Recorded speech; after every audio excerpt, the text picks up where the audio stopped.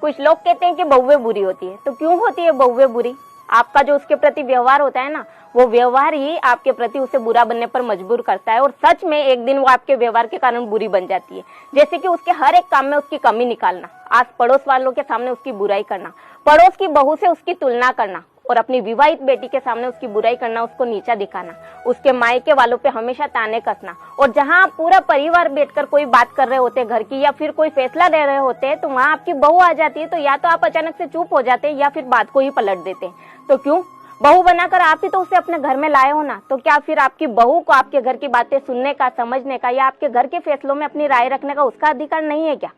तो बुरा लगे ना साहब तो मुझे दिल से माफ कर देना, लेकिन कोई भी बहू बुरा बनने का अपने मायके से सोचकर नहीं आती है, या फिर उसके माँ बाप उसे नहीं सिखाते कि बेटा तू ससुराल जाकर बुरी बन जाना। क्योंकि बड़े ही अरमानों से हर माँ बाप अपनी बेटी की शादी करते, तो वो इस दिन के लिए नहीं कि उनकी बेटी का बसा बसाया घर टूट जाए या फिर उनकी बेटी का तलाक हो जाए और वो वापस उनके घर जाकर बैठ जाए।